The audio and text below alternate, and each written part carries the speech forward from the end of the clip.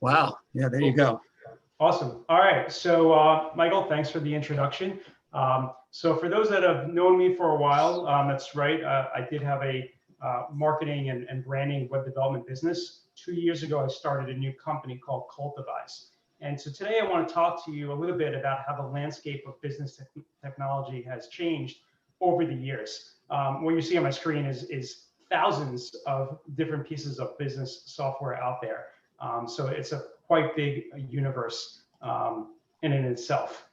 Just last year, 38% of companies say they are running almost all of their business on SaaS software. 73% plan to make that transition by 2020.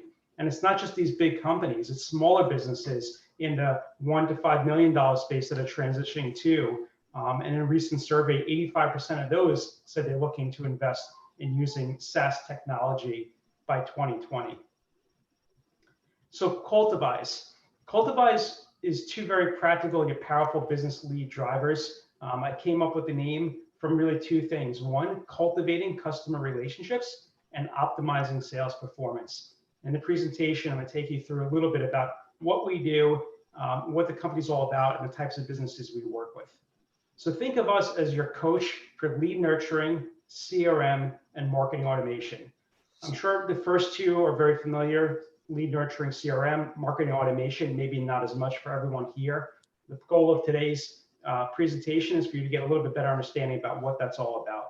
And we're on the same team with our clients. We want to get them to the top of their ROI game, as we call it.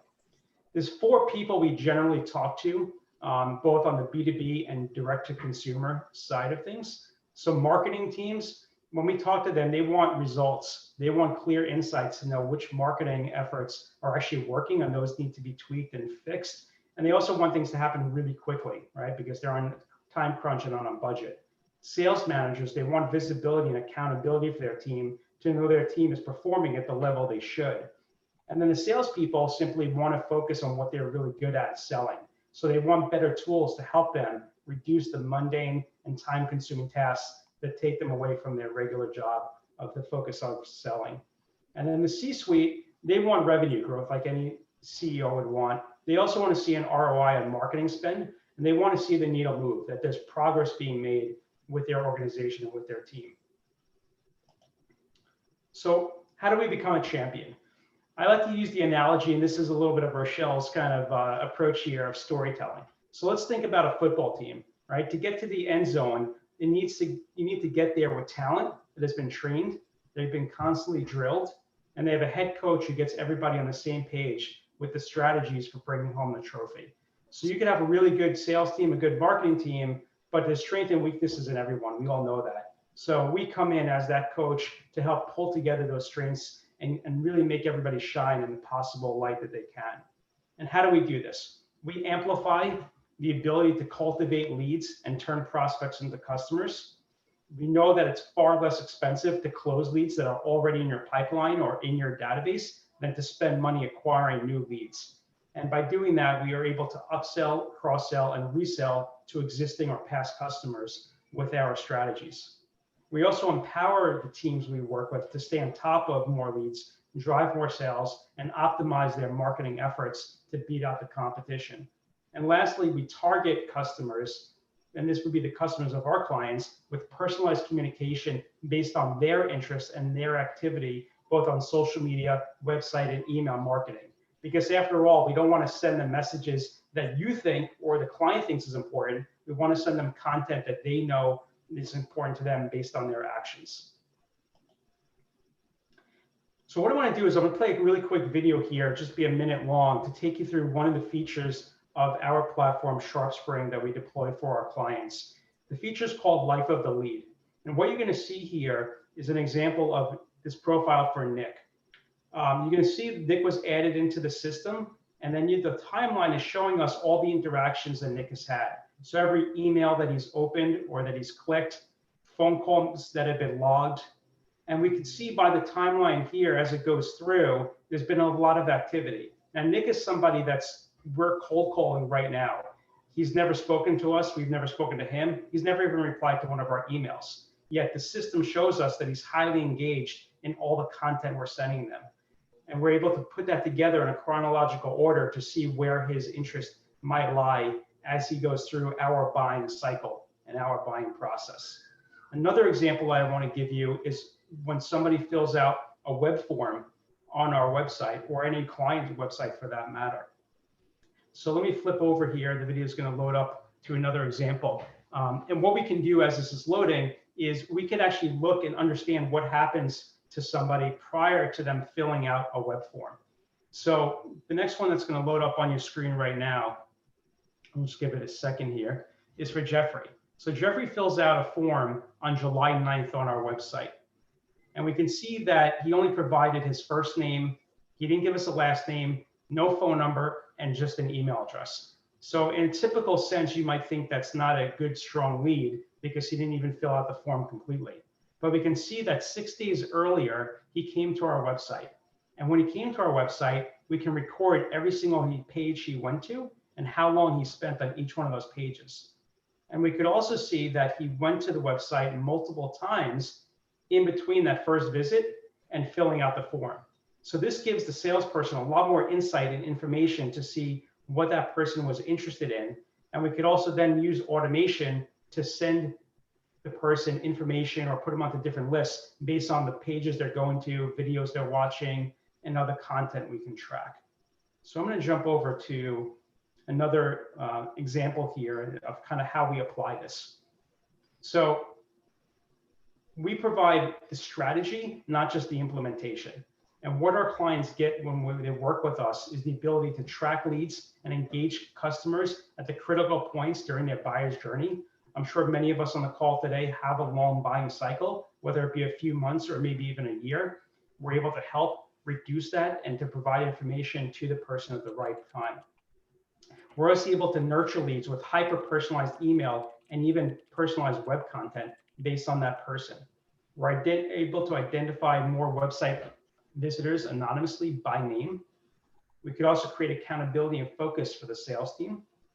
And we're also able to help the marketing team see which marketing tactics are the winners and the losers. Because at the end of the day, we want to provide the ROI on all of the efforts, not just on the marketing side, but on the sales side.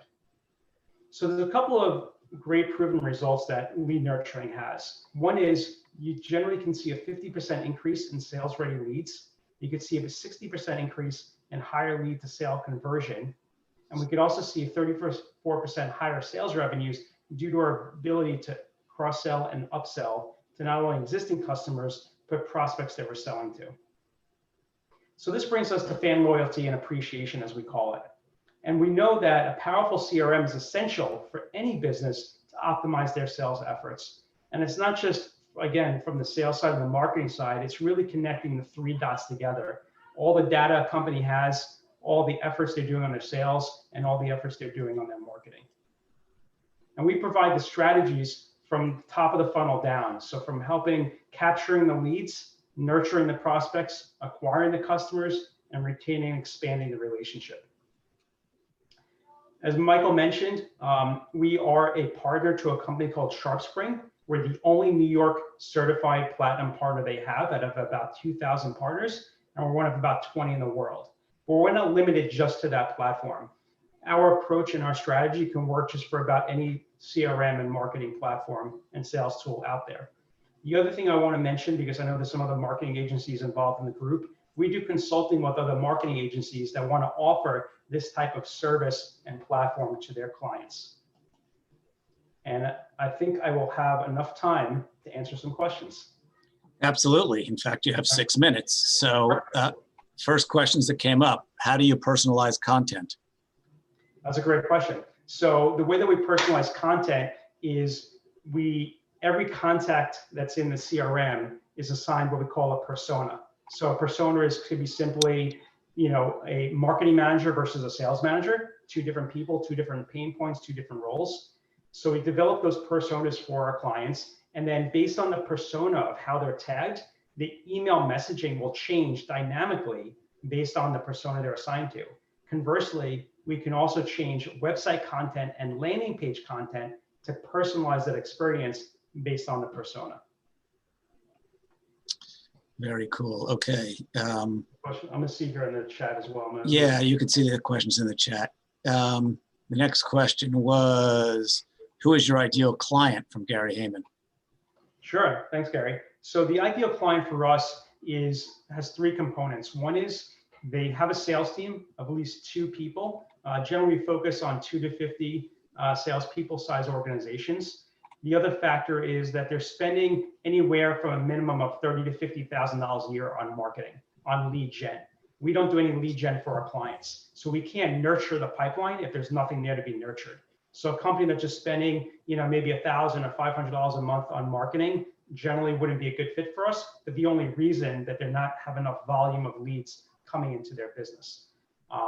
There's been some outsiders out of that, but that's usually the case. The third component is that while we work with both B2B and direct to consumer, generally we find our best fit in companies that have a long sales process. So it's a process that's going to be longer than typically 90 days, or they're selling something on the more pricey side, and it's not an impulse buying decision.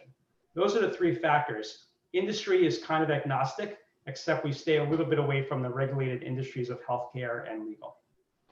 Rochelle asks, who writes the content? That's a great question, Rochelle. So most of the companies we work with either have a marketing agency that they're working with, or they have an internal marketing team. So I'd say 8 out of 10 clients write their own content. We advise on the content if we see glaring issues, but we do come in and help clients when asked to develop content. But for the most part, they're providing their own content. Thank you. Gary asks, what's the most effective marketing for your company to generate prospects/leads? Was he talking, Gary, is that, you mean Cultivize, or for his clients? Yeah, no, for you personally, I know all of us are marketers and we're exploring channels during this time. Just curious what you guys are seeing is the most. So I will say this. So during COVID, and this is even before COVID, but since we could, so we do a lot of cold calling as a company. We have clients that do cold calling. It's one of our strategies. And even though somebody, as the video example I gave, somebody may not call us back or email us back, but we can see all the videos they're watching, all the content that they're absorbing that we're sending to them.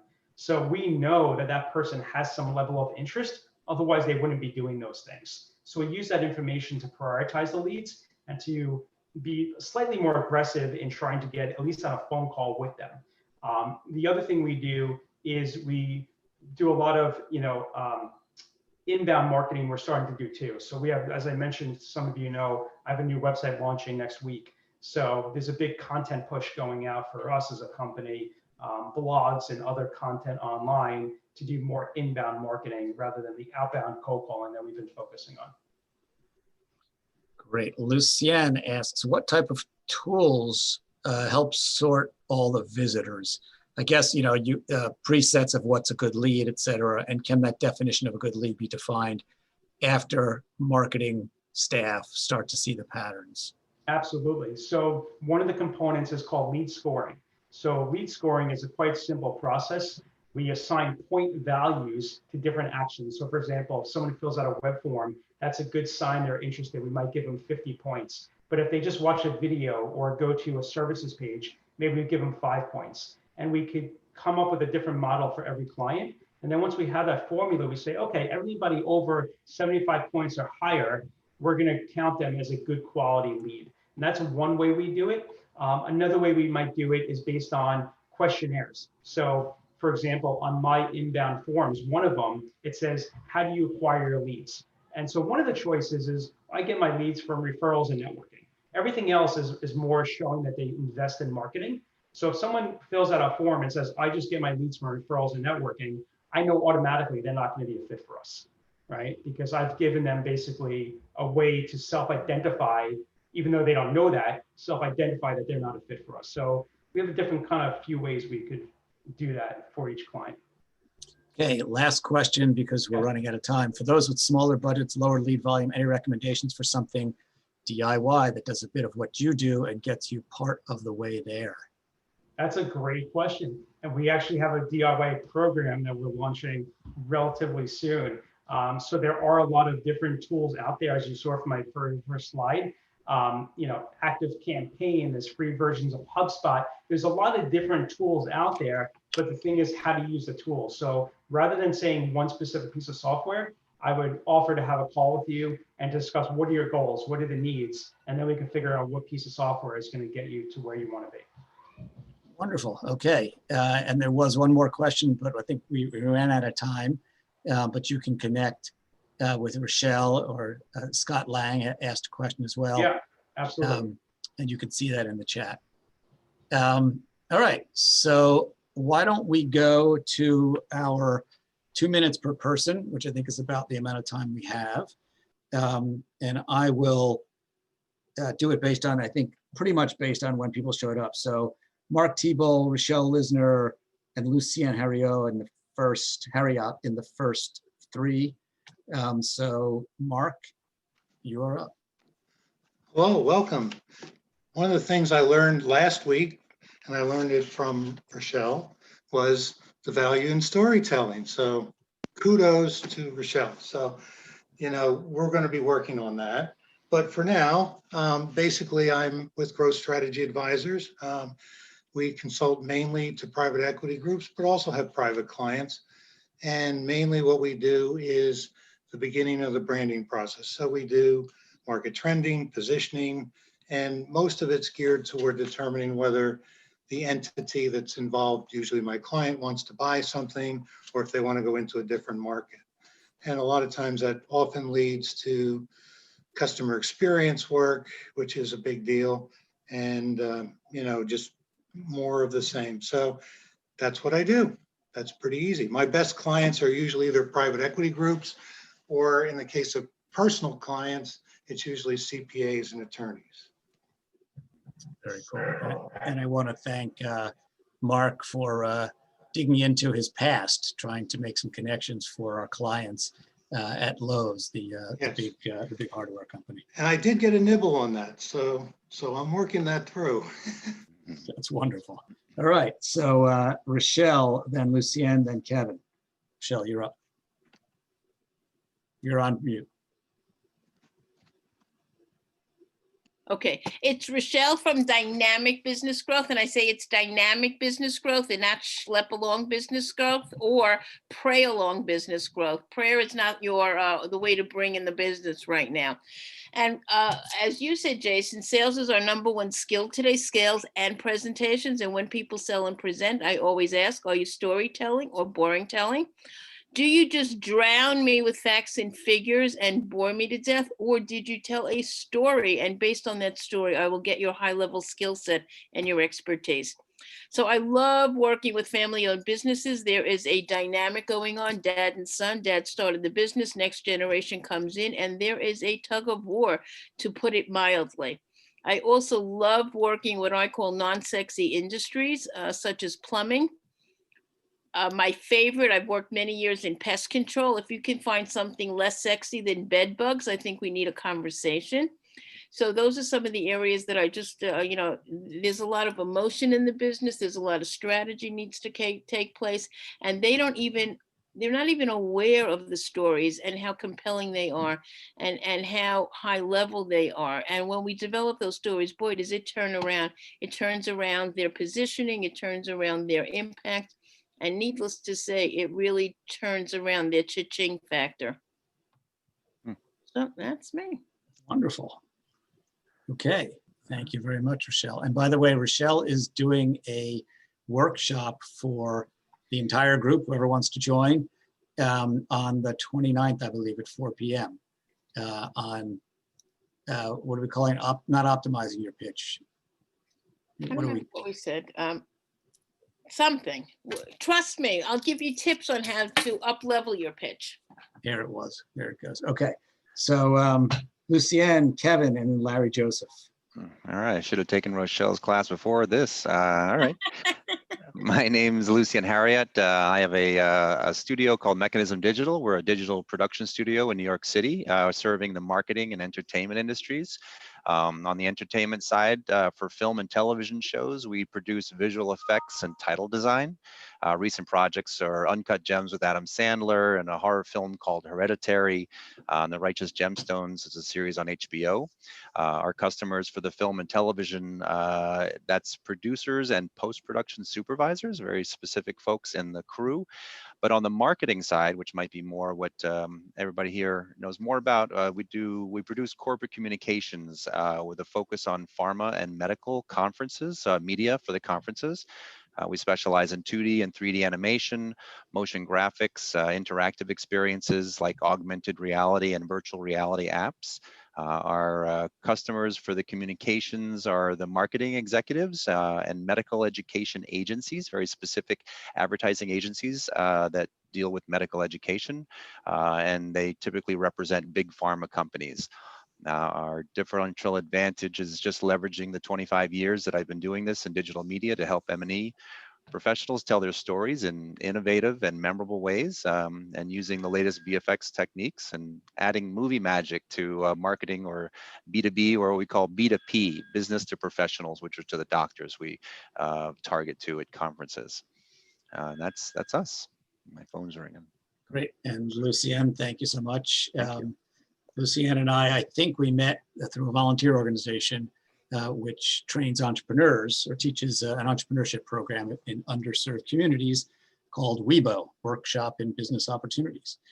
Okay, Kevin, and then Larry, if he's still there, then David Drucker. Hey everyone, I'm Kevin Perlmutter. Good to see most of you again. Before starting my own company about 1.5 years ago, I had an awesome job. I was working as lead strategist and chief innovation officer of a music studio. I'm not a musician. I'm not musical by any stretch, but I was there to lead offering development and innovation and strategy and research. And I created a research capability rooted in neuroscience, behavioral science, understanding the subconscious responses that people have to music and sound and other stimulus, and its correlation, high correlation to conscious behavior. I decided to leave that company and start my own, Limbic Brand Evolution, which is all about turning emotional insights into a competitive advantage. And I bring behavioral science insights and approaches into my work to help business leaders and CMOs focus on what makes them distinct and desirable, connect with people based on needs and desires that people have, and evolve their go-to-market strategies, communications and experiences and product offerings based on creating intersections between what they're all about and what people want and need, which I call creating limbic sparks. Very cool. And the best leads for you? Best leads for me are either small business owners or medium-sized businesses that have VPs of marketing or CMOs, companies that have a dedicated need for better marketing and communications and elevating their brand, and are just looking to get the word out about what they do in ways that are more effective than what they're currently doing. Wonderful. Okay, Larry, are you here? Let's see if I could find Larry. He said he might have to jump off because he was having problems. I don't see him. So we'll skip Larry and go to David Drucker. Then Gary, and then Angela Kaysen. So David, you're up. That's it. David Drucker, did he fall off? That's it. David Drucker looks like he fell off the radar too. Okay. Gary, Angela, then Joe Magid. I guess it's next man up, like the football team. Just got to make sure you can put on the pads and step into the lineup. So just a quick story on kind of how we got started. We developed an enterprise SEO platform for Fortune 100 and 500 companies. And back in 2016, one of my co-founders, Alexander, basically stayed up for 3 days, and he came back to my partner and I, Michael, and said, I think I figured out how to give Google what it's looking for. And we said, great, walked us through his hypothesis. And we said, let's build a new site that nobody's heard of. And let's start experimenting by writing content every day to see if we can have the right content concepts, words, compositions that we can drive organic traffic and also understand how Google's changing. So long story short, we did that. After 10 months, we had 100,000 unique visitors, and we're like, wow, this is awesome. We did this with no marketing, no paid media, and a site with no authority. We're very fortunate at that time that Toyota was moving to Dallas. I got fortunate and convinced one of the marketing execs to give us a shot with a pilot. Pilot was wildly successful, and that kind of launched the company into providing all the SEO for all of their .coms, Toyota.com, Buy a Toyota, their owner site, their dealer site, and then into other companies like Lexus and Caliber Collision from that standpoint.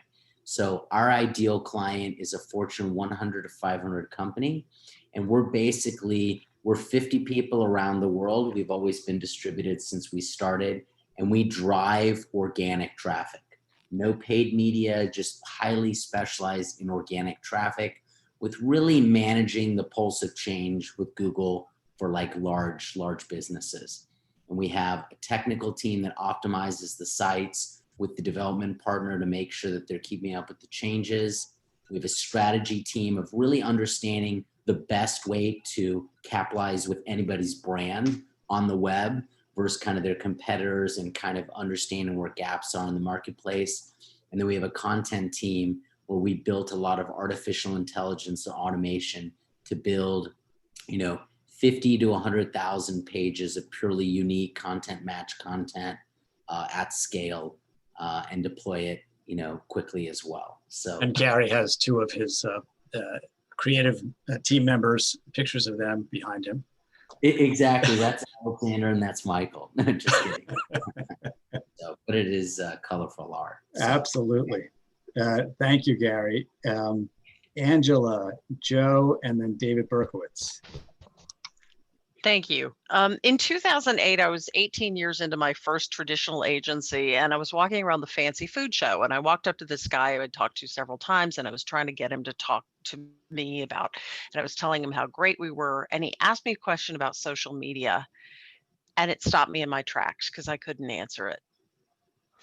And I was a little panicked, but I knew somebody who had done some websites for us, and it happened that our kids went to the same school. So at drop off the next day, I walked up to him and said, "Hey, Boris, what do I read about social media?"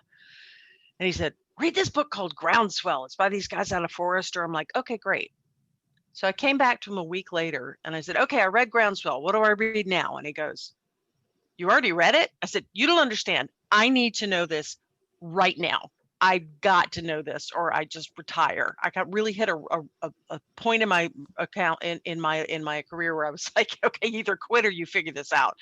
So I read Groundswell. I got on the subway with Boris every week, and I picked his brain for everything he could tell me. And in 2010, I started Tempo, the digital agency. 6 months after I read Groundswell, I gave a talk at the Yale School of Management, their executive MBA program, and I called it From Mystery to Mastery in 15 Minutes. Because what I'm really good at is taking a massive information and making it super simple for anybody to understand. And everybody was asking me those questions.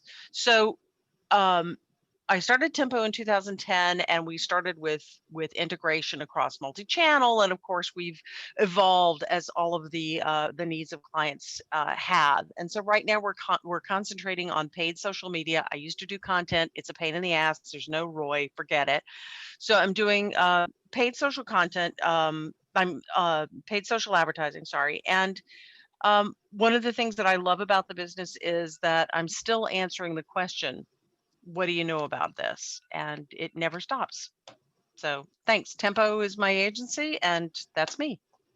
Thank you, Angela. Okay, and if folks want to add their LinkedIn profiles into the chat, I think many of you have already met each other, but there's some new people, so add your LinkedIn profile, and then if you right-click on the chat button at the end of the thing here, actually you open the chat and then there's 3 dots.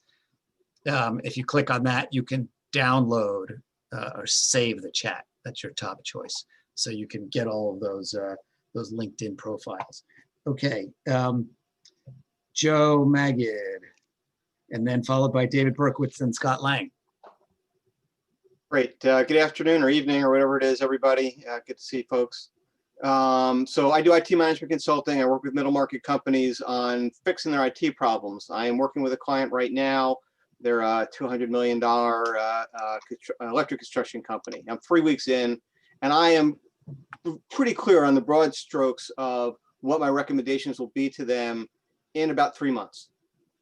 And I could get that to them now, right? Of course, that would be silly because they didn't come up with it themselves. I just saw it from the surveys that we've done so far.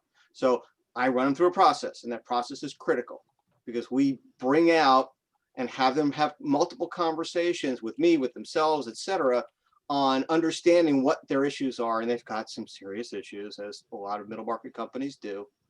And we'll solve those issues, and we will put together a list of recommendations with clarity on what they need to do, how they need to get it done, and get those projects started so that they will be able to reach the target that they've set for however many years out to more than double their revenue and their profits.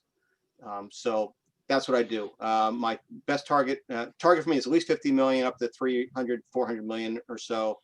I'll talk to the IT responsible person who's struggling. I'll talk to the senior management folks who recognize that IT is just not working the way it needs to work.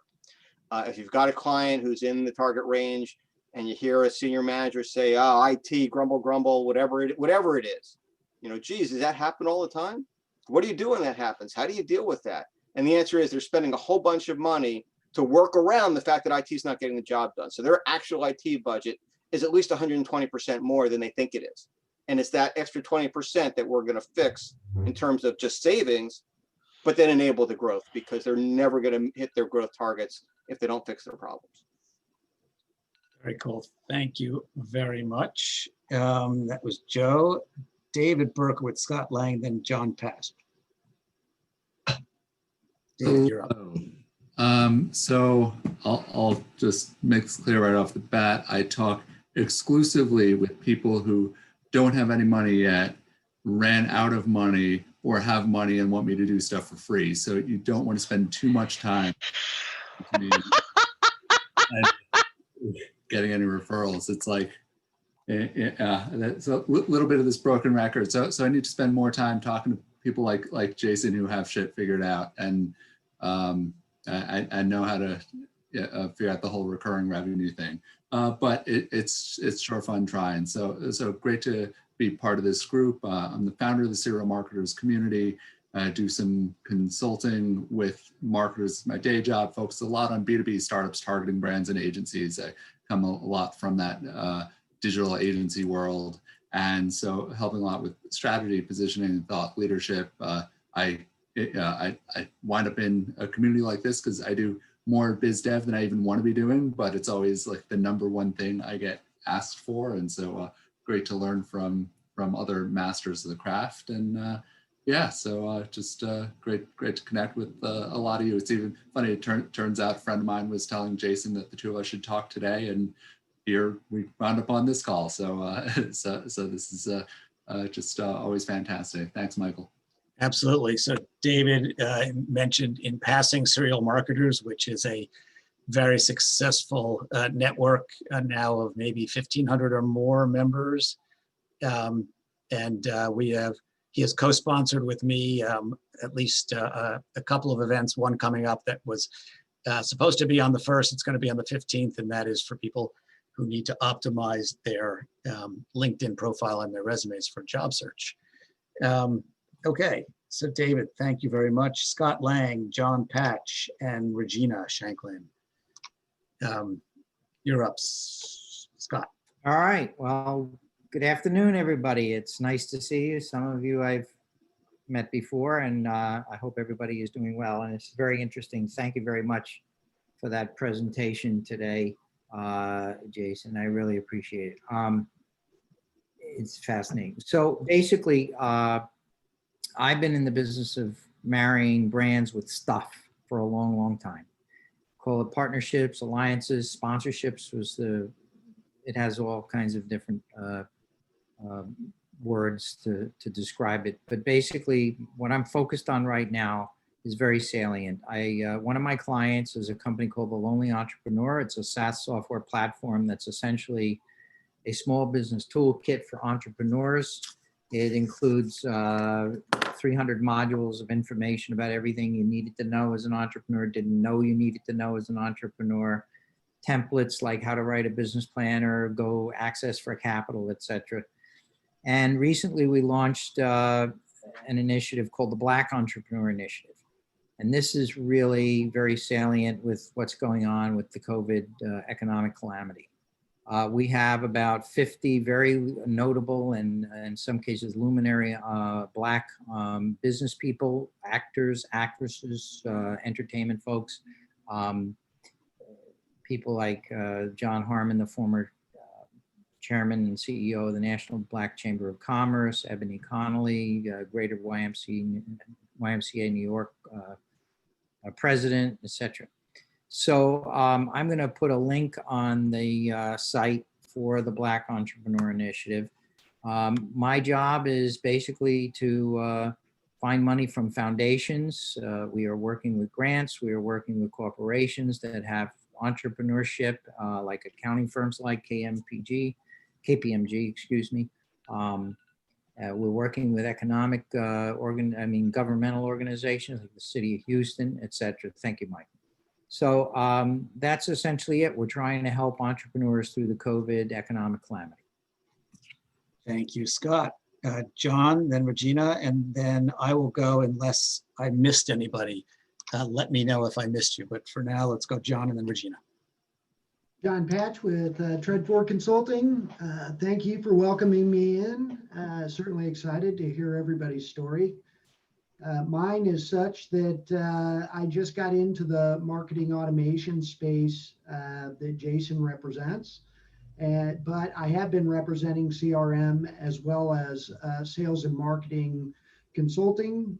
I do that for small to medium-sized businesses.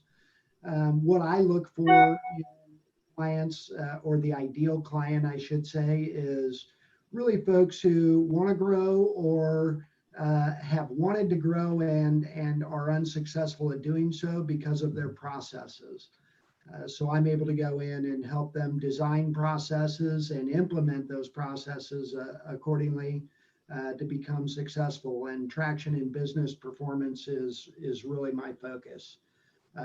It really has led to a lot of different things outside of the sales and marketing space, such as service support, and even engineering, manufacturing, that type of thing. So when I focus at the customer level, 360 degree of touches, who's touching who and when and how is what I do from a tracking perspective, software wise, but implementing the processes and concepts behind those processes is really where I like to be, and that's my personal fun space, if you will.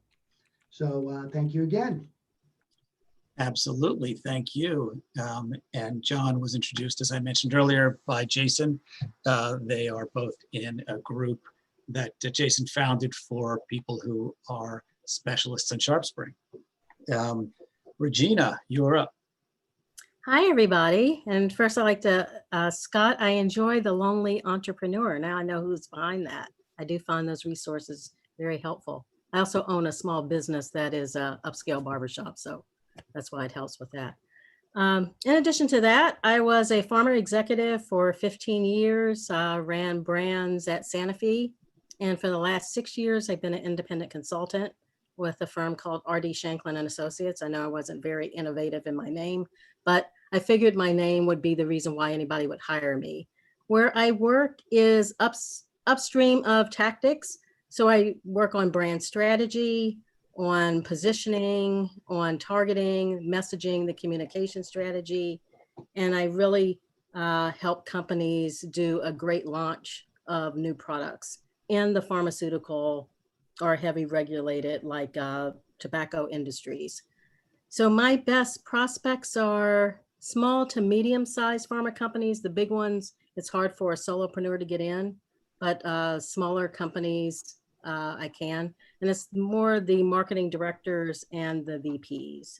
And it's people that are looking for help in launching new products or repositioning products is really where I do my best work.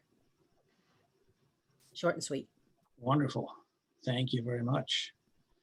Okay. Have I missed anybody besides myself? Speak up now or lose your shot. All right.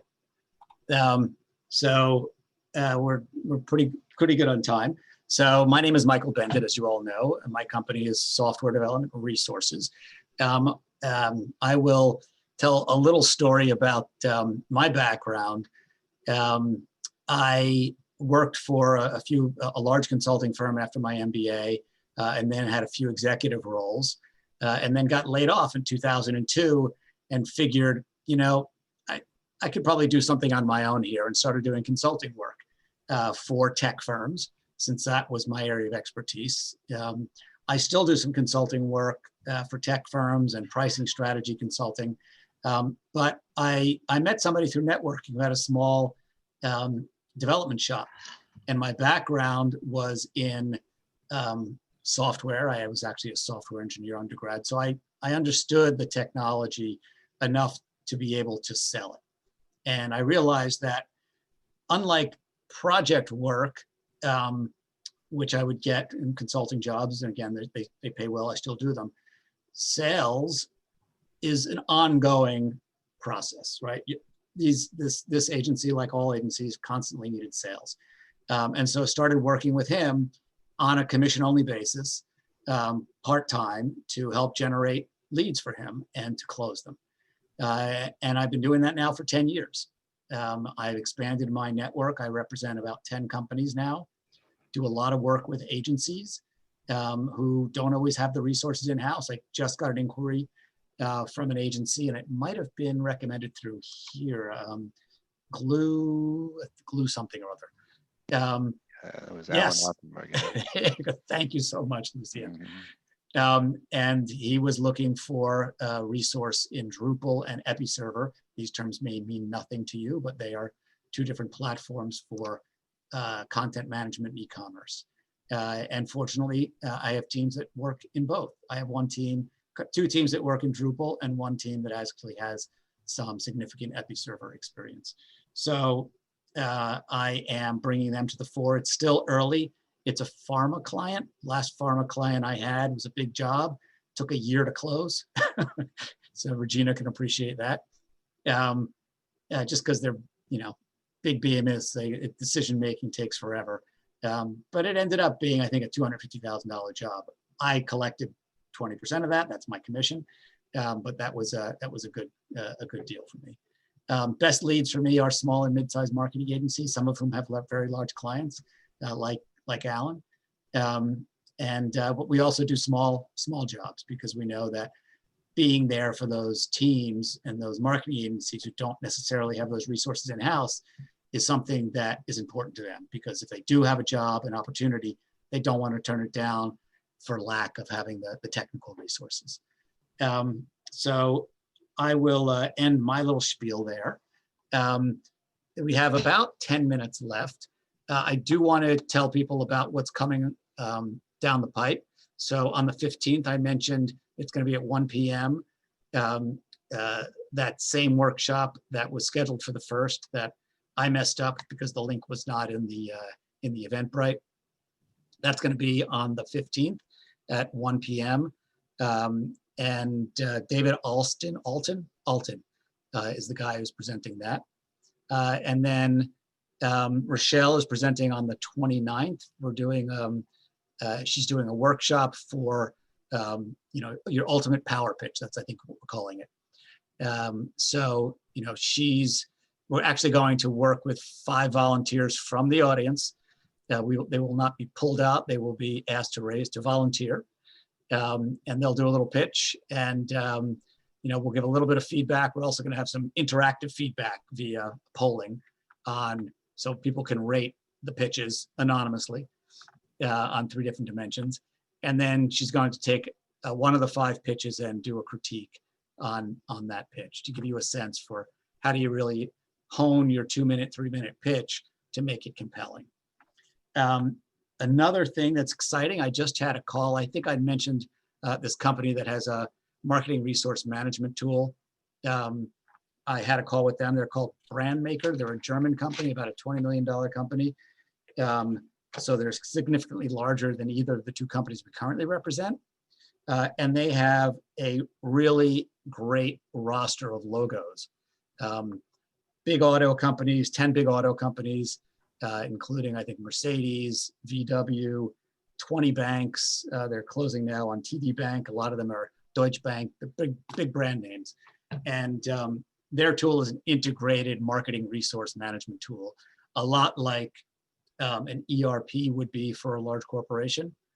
And it sells for, it varies. Their sweet spot is 300 to 500,000 a year. And we're going to get 90% of that. No, we're not. We're not getting 90%. We have yet to negotiate what we're going to get. But it should be a significant piece. The nice thing about it is they're a leader in their space, even though they're a small company. It's sort of a new space. Think of, ERP 30 years ago, if any of you are that old.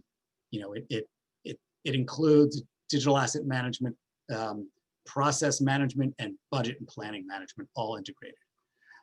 And I think that's pretty much it. I will say we've got, we're doing this weekly. If you want to present starting next year, all of you will probably qualify because you've shown up to at least one of these meetings a month, trying to get more people involved.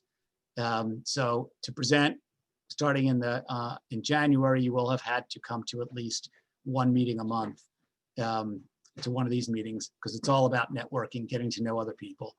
I do urge all of you to connect with each other. So again, if you click on the chat, and you can do it now, and then click on the more button, the first thing that comes up is save chat.